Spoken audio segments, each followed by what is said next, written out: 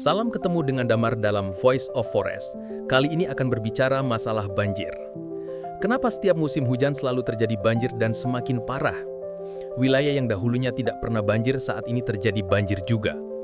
Banjir menyebabkan kerugian sangat besar, diperkirakan untuk 1 tahun saja sekitar 20 triliun rupiah.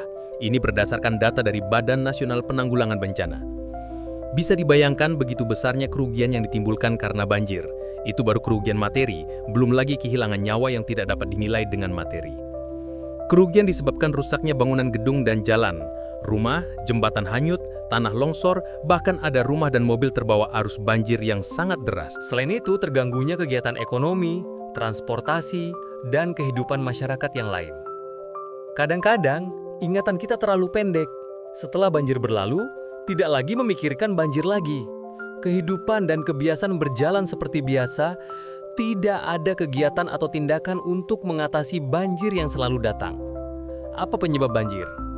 Pertama, yang disebabkan oleh manusia, seperti penebangan hutan, pembangunan di daerah resapan air, pembuangan sampah sembarangan di saluran pembuang air, seperti sungai, parit, gorong-gorong. Penyebab banjir yang kedua karena alam seperti curah hujan yang tinggi dan kondisi tanah, antara lain ketinggian, kelerengan, naik turunnya permukaan tanah seperti gunung, lembah, dan dataran. Dari kedua penyebab banjir tersebut, yang utama disebabkan karena tindakan manusia sendiri yang dilakukan secara sengaja atau tidak.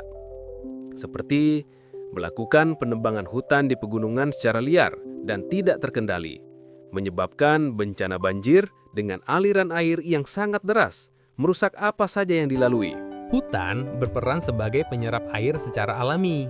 Penebangan hutan secara liar akan mengurangi kemampuan tanah untuk menyerap air hujan, sehingga air hujan lebih banyak mengalir di permukaan tanah yang menyebabkan banjir di waktu hujan.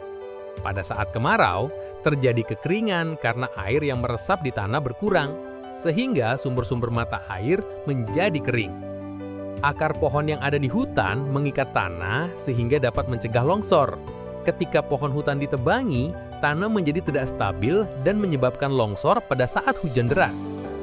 Membangun rumah di bantaran sungai atau daerah resapan air dapat memperparah dampak banjir. Berkurangnya lahan hijau di perkotaan karena dijadikan kawasan industri dan pemukiman, tidak disertai upaya pembuatan resapan air yang cukup, membuat tanah tidak mampu menyerap air secara optimal dan meningkatkan risiko banjir.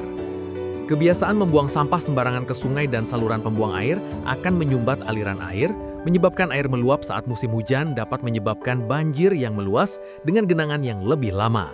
Pengetahuan penyebab banjir sudah banyak masyarakat memahami, tetapi masih banyak pula yang belum melakukan tindakan dalam upaya pencegahan banjir. Mungkin perlu dorongan kepada masyarakat secara individu maupun kolektif untuk melakukan upaya-upaya yang terus-menerus sebagai gerakan untuk mengurangi penyebab banjir.